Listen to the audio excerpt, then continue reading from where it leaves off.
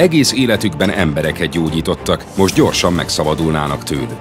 Több ezer egészségügyi dolgozót érint a kötelező kényszernyugdíjazás. Közben az ellenzék összeomlásról, a kormány sikerről beszél a kórházak államosítása kapcsán. De mit mond a szakma?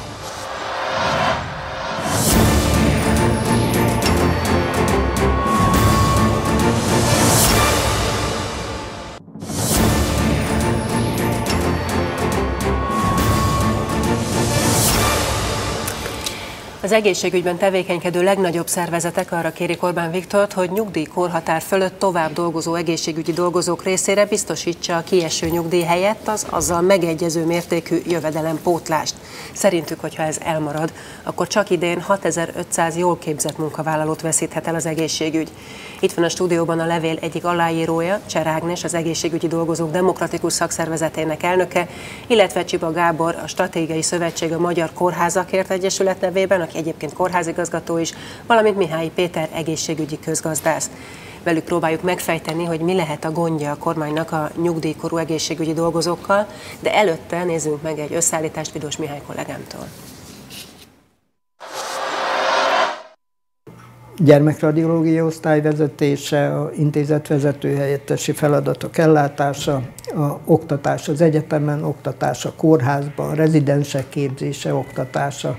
Lombai Béla professzor éppen az aktuális munkaköreit sorolja. A 71 éves radiológus a nyugdíja mellett ma is fáradhatatlanul dolgozik itt, a Borcsa-Dabaüzemplén megyei kórházban Miskolcon. Nem panaszkodik a gyerek, hogy csíp a vizelet. Nem. Gyerekek betegségeit diagnosztizálja, ahogy tette ezt az elmúlt bő 45 év szinte minden napján. A közszférában kötelezővé tett kényszernyugdíjazás bejelentése azonban alaposan felkavarta Lombai professzor, és vele együtt nagyjából 7062 évnél idősebb egészségügyi dolgozó életét. Nekünk határozott ígéretünk volt arra, többszöri alkalommal és több helyről felelős döntéshozó szájából, hogy természetes, az egészségügy nem viseli el ezt a veszteséget, és hogy meg kell adni a mentességet. Ez már Budapest, ahol Éger István, a Magyar Orvosi Kamara elnöke ígéretszegéssel vádolja a kormányt. A kényszernyugdíjazás főleg vidéken komoly orvos és szakemberhiányt okozhat Éger szerint, így érthetetlen, hogy miért nem kaphattak a felsőoktatáshoz hasonló mentességet az egészségügyi dolgozók is. Az meg külön felháborító a kamarai elnök szerint, hogy az orvosoknak és ápolóknak egyesével a kormánytól kell engedélyt kérniük, ha maradni akarnak nyugdíj mellett. Amikor ezek az emberek idősebb korukra is helytállva közreműködésükkel biztosítják a nehéz helyzetben lévő egészség működését, akkor talán bizony a döntéshozóknak volna illendő a továbbfoglalkoztatásra tisztelettel megkérni őket, és nem pedig nekik kellene kérvényezniük, hogy a rosszul fizetett közfinanszírozott egészségügyben továbbra is dolgozhassanak, és részvételükkel fenntarthassák a nem az ő hibájukból megrodjant egészségügyet. A KSH legfrissebb adatai szerint 2011-ben körülbelül 35 000 orvos dolgozott a megrodjant magyar egészségügyben. A kényszernyugdíjjal most 1500-2000 orvosnak intene búcsút a kormány, vagyis nagyjából minden 20. gyógyítónak, ha csak ők nem kérik, hogy maradhassanak.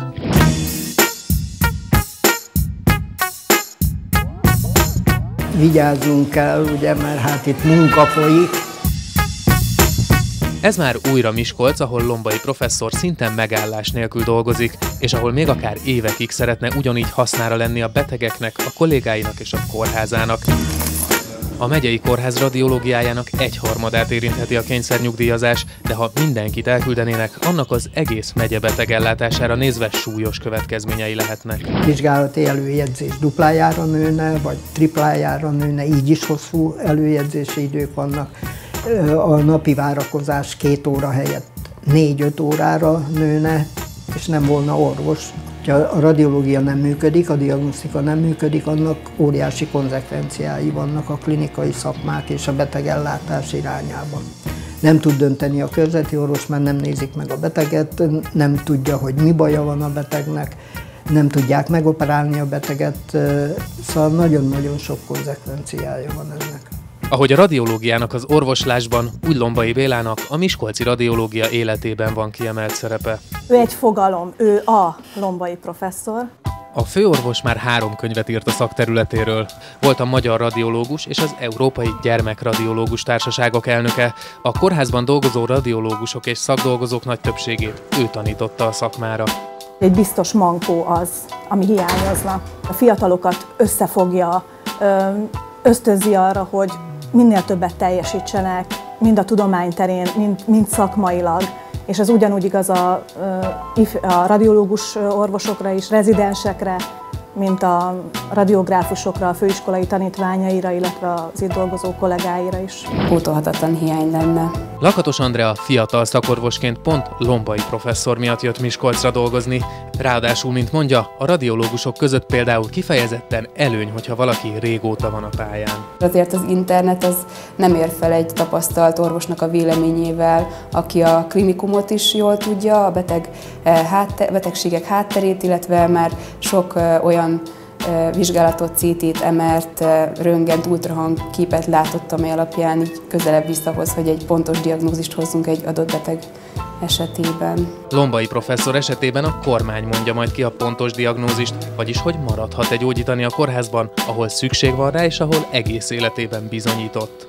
Nincs súlyosabb tüdőgyulladás vagy kóros eltérés. Egy biztos, július 1-től neki is tilos lesz nyugdíjat és közalkalmazotti fizetést egyszerre felvennie, de hogy miként kompenzálják majd mindezért a pályán maradó orvosokat, azt ma még senki, így Lombai professzor, de még a kormány sem tudja biztosan. A nyugdíjról én személy szerint nem szívesen mondanék le, hiszen azt én már előre kifizettem egyfelől, tehát az koromnál fogva is jár, úgy vélem. Másik pedig, hogyha számba vesszük ezeket a munkaköröket, amiket én ellátok, ez körülbelül 3-4 ember feladata. Tehát akkor én miért vagyok köteles ezt ingyen vállalni? Ha végül a Lombai Bélához hasonló nagyöregeket a kormány mégis nyugdíjba küldi, azzal a státuszuk is megszűnik majd, akkor pedig a kórházak nehezebben látják majd el a feladataikat, a fiatal orvosok nehezebben tanulhatják meg a szakmájukat, mi, leendő betegek pedig még hosszabb sorokban ücsöröghetünk.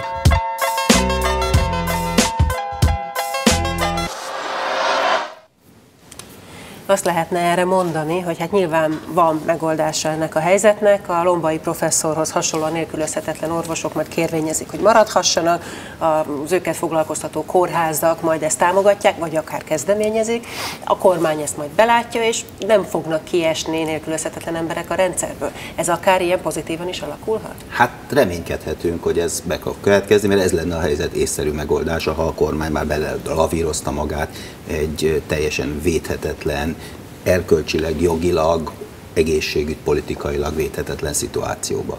Reménykedni lehet. És ha nem a remény győz, akkor mi történik? Akkor hány ember esik ki a rendszerből, és mi történik a kórházakkal?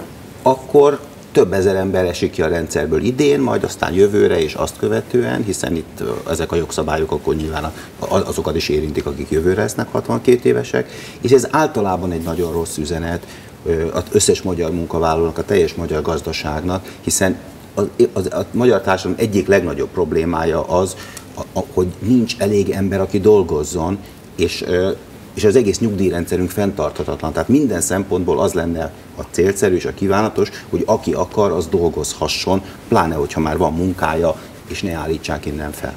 Csiba Gábor, ön szerint megoldható ez a kérdés azzal, hogy majd a kormány egyénenként mindenkinek megadja az engedélyt, vagy a kettős jövedelemtilalom akkor is komoly problémákat fog okozni a kórházakban, például az önében? Az általam vezetett egyesület, a Stratégiai Szövetség, a Magyar Kórházakért Egyesület nem írta alá ezt a bizonyos nyílt levelet, de egyszerűen csak azért, mert a nyílt levéllel, mint fogalommal nem ért egyet. Azt is tudni kell, hogy ez a ügy, ez nem az egészségügyről szól, ez a társadalombiztosítás nyugdíjjal kapcsolatos törvényváltozásának következménye. Az egészségügyben tulajdonképpen a megoldás, ez a három lehetőség közül az egyik megoldás, hogy megkérik és megkapják az engedélyt, hogy nem nyugdíj mellett, hanem nyugdíj korúként, de dolgozhassanak tovább. Természetesen, ahogy a miniszterelnök úr mondta, a jövedelmük ne változzon, vagy ne változhasson. Erre egyelőre még semmilyen garanciát nem kaptak. Minden esetre egyfajta ígéret van. A másik két variánst azért hadd mondjam el. Az egyik, ami folyamatosan kommunikálódik, hogy mentességet kapjon az egészségügy, illetve van egy harmadik, ami arról szól, és ezt tulajdonképpen javasolnánk az Egyesület nevében, hogy halasszuk el ezt az egészet 2014. december 31-ig, mert akkor lehet meglátni, egy úgynevezett dinamikus humán erőforrás térképet lehet csinálni, látni, hogy hányan mennek ki jövőre, azután és azután a rendszerből, mondjuk egy képzési ciklus alatt, és hányan jönnek be, hányan akarnak Magyarországon elhelyezkedni, hányan különböző szakmában, hányan területenként, és akkor látszik a deficit. Tehát egy halasztással és egy humán erőforrás térképpel meg lehetne oldani tulajdonképpen ezt a helyzetet. És még van egy probléma, az, hogy ez egészségügyen belül nem szektorsemleges. Ugyanis ez csak a közalkalmazottakról szól. A vállalkozásban, vagy vállalkozóként dolgozók viszonylatában ez nem releváns, illetve még az egyetemi oktatók, akik egészségügyi feladatokat látnak, azokra nem vonatkozik. Mert hogy az egyetemi szféra mentességet kapott, még az egészségügy nem. Ebből az is következik egyébként, hogy ágazaton belül is lehet egyfajta elszívás? Tehát az, aki megteheti, az megtartja a nyugdíját, és mellette majd magán cégnél fog dolgozni. Pontosan erről szólhat esetleg a probléma, amit én nagyobb gondnak látok annál, mert az, hogy most egyénileg megkérik, megkapják, tovább dolgoznak, ez egy dolog. De megteheti azt, hogy most a közalkalmazotti vagy közintézményből egyszerűen fogja magát, és akár Budapesten belül, vagy akár az ország egyik másik pontjára elmennek, ahol mondjuk ZRT, KFT, vagy bármilyen más formában dolgozó egészségügyi Tehát az állami egészségügy veszít, a drága magánegészségügy pedig jó szakembereket tehát az nagyon fontos, hogy tényleg nem fair, hogy egyszerre nyugdíj és jövedelem, de a jövedelem semmiképpen nem változhat, ez a lényeg. Hogy néz ki ez a helyzet az egészségügyi szakdolgozóknál, Cserernés? A felkonferálásból kimaradt, hogy nem csak az egészségügy, hanem a szociális ágazatot is képviselem, és a mi aláírásunkat jelenti ebben a nyílt levélügyben, hogy mi kiegészítéssel írtuk alá, ugyanis a sajtóban úgy jelent meg, hogy ez elsősorban az orvosokat érinti. Most az államosítással, hiszen az ellátó intézmények nagy százaléka állami tulajdonba és fenntartásba került, ami azt jelenti, hogy az ellátási kötelezettségért való felelősség átszállt az államra. És nem csak az orvosok működnek közre a gyógyításban, és nem csak a szakdolgozók, hanem a gazdasági, műszaki és a kisegítő személyzet, és miután a szociális és az egészségügyi ágazat között kényszer átjárás is van, a szociális ágazatot ugyanúgy érinti ez a kormányhatározat. Tehát most arra gondol, hogy például egy idős otthon dolgozó pontosan, tehát a benfekvéssel, ápolással, egészségügyi feladatokat ellátó otthonokban ugyanilyen probléma állhat elő, hogy beáll az ellátás hiánya. Most amikor beszélgettünk, hogy mit kellene még említeni, akkor én ehhez hoznám hozzá, hogy azért ne felejtsük el, hogy tavaly évközben egy átszabott egészségügyi ellátási struktúra indult útjára, és hogyha ebben az átszabott rendszerben, ahol a Szegedi Idegsebészeti Klinikán bevallották, hogy nem tudnak mindenkit ellátni, tehát már tavaly évközben megjelent az ellátási felelősség akadozása és a szolgáltatás teljesítése, akkor ehhez képest ennek a kormányhatározatnak a következetes végrehajtása úgy, hogy ez csak a költségvetési intézményeket érinti, ez tovább növeli az ellátatlan betegek számát, és egy nagyon komoly erkölcsi feszültséget fokoz még jobban az ellátásban közreműködők között, hiszen egy olyan igazságtalanság állandósul az ágazaton belül, ami éppen nem a betegek és a hozzátartozók érdekét szolgálja, hanem további feszültség van, hogy neki az egyetemi klinika adjunktusának szabad mentessége van, tehát megkapja továbbra is a többletjuttatást, máshol nem. Még egyről nem beszélünk évek óta, hogy az a főorvos úr, aki itt nyilatkozott, elfelejtette megemlíteni, hogy ő ingyen gazdagította a magyar államot 2003 és 2007 között, mert az akkor teljesített ügyeleteket a mai napig nem fizette ki rendszerszerűen a magyar állam. Tehát nem csak megdolgoztak a nyugdíjukért, hanem tetemes összeget ajándékoztak a magyar államnak önhibájukon kívül.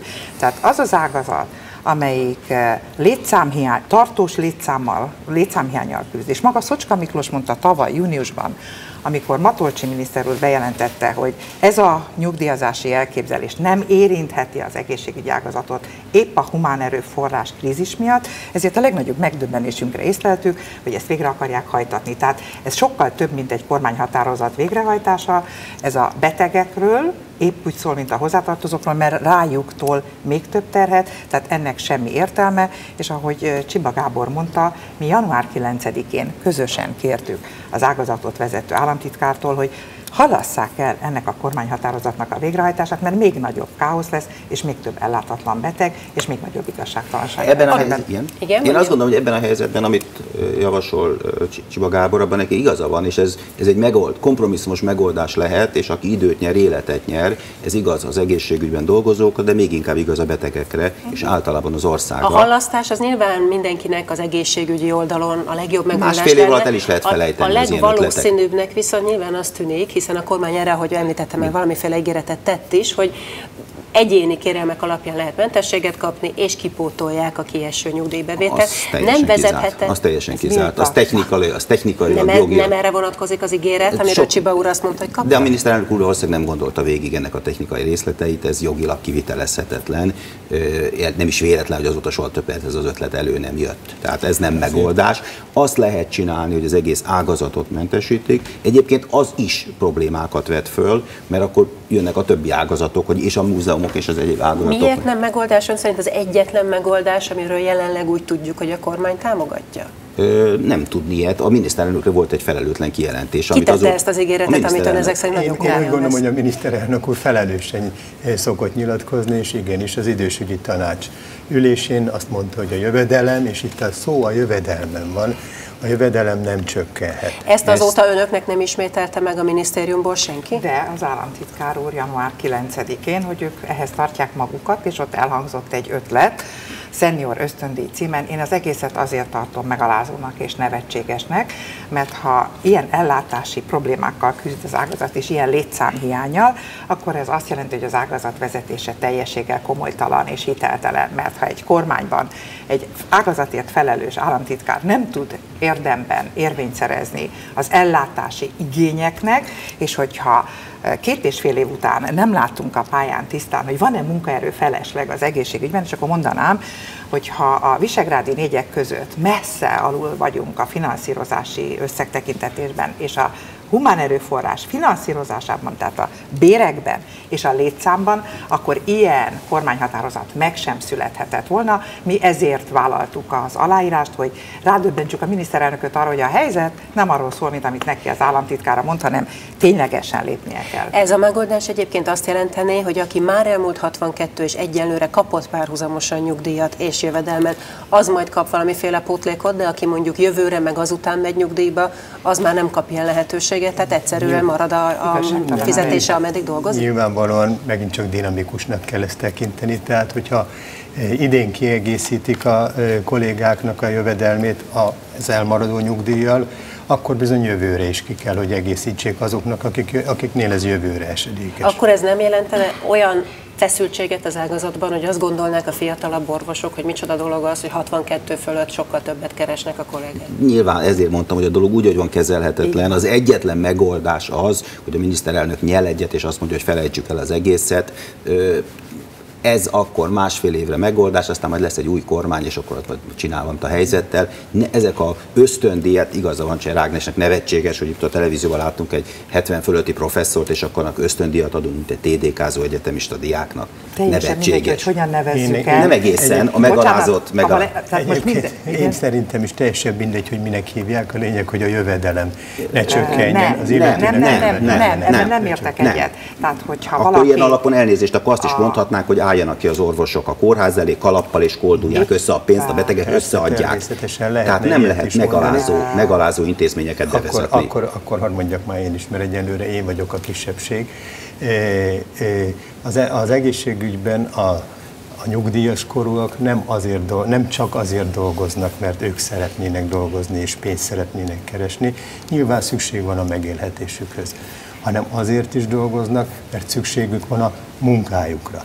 Az, hogy valaki egyszerre nyugdíjat és fizetést vesz föl, abban én valóságot látok, hogy nem, igazából nem fair. Ezt az összes fiatal kollega, ha a internetes bejegyzéseket olvassuk, mindenki szóvá teszi. Igazság van benne, és ez valóság. Viszont szükség van ezekre az emberekre, és egy olyan megoldást kell találni, ami mindenki számára jó. Jó az ellátórendszernek, jó a nyugdíjasnak, és jó a betegnek. Köszönöm szépen a beszélgetést!